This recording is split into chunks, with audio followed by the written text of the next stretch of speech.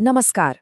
एक त्योहार सोचिए जो जिंदगी और परंपरा का जश्न हो, और अब ये सोचिए कि उसी जश्न को बड़े ही शातिर तरीके से एक जुर्म का नकाब बना दिया जाए। आज हम एक ऐसे ही काफी अजीब मामले की गहराई में उतरेंगे। ये सवाल सिर्फ एक सवाल नहीं है, ये तो एक पहेली जैसा है। आखिर कैसे एक त्योहार जो असम की रूह में बसता है, एक क्रिमिनल प्लान का बैकड्रॉप बन गया? चलिए इस हैरान कर देने वाली कहानी की परतों को एक एक करके खोलते हैं। तो हमारी कहानी हमें ले चलती है सीधे असम के दिल में, यानी गुवाहाटी। यहाँ पर कल्चर और क्राइम का एक ऐसा अनोखा मेल हुआ जिसका सोचना भी मुश्किल है। और ये सब शुरू हुआ एक त्योहार के जश्न के ठीक बीच में। जैसा कि गुवाहाटी पुलिस ने खुद कहा, पूरा असम बोहाग बिहू के रंग में डूबा हुआ था। मतलब हर तरफ ढोल ताशे नाच गाना, एकदम खुशी और जश्न का माहौल था। और ऐसे में भला कौन सोच सकता था कि इस जश्न की आड़ में कोई जुर्म पनप रहा होगा। देखिए, बोहाग बिहू सिर्फ कैलेंडर पर एक तारीख नहीं है, ये एक एहसास है, एक फीलिंग है। ये असम में बहार के आने का जश्न है, एक ऐसा वक्त जब पूरी घाटी नई जिंदगी, संगीत और ट्रेडिशनल बिहू डांस से भर जाती है। ये असम की कल्चरल आइडेंटिटी का, आप कह सकते हैं, एक बहुत ही ज़रूरी हिस्सा है। और जैसा कि हर कल्चरल फेस्टिवल में होता है, पहनावा बहुत मायने रखता है। असम में ये है मेखला चादर, एक बहुत ही खूबसूरत और सम्मानजनक ट्रेडिशनल ड्रेस।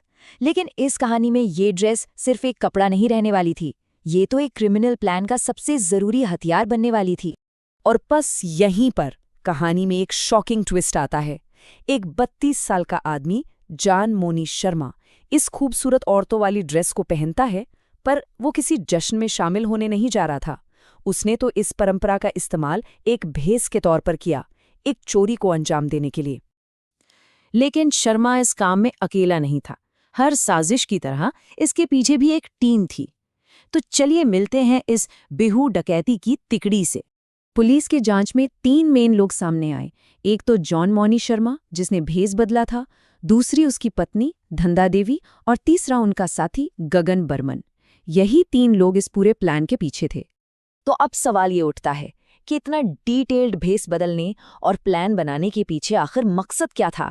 ऐसा क्या चुराया इन्होंने जिसके लिए इतना बड़ा रिस्क लिया गया?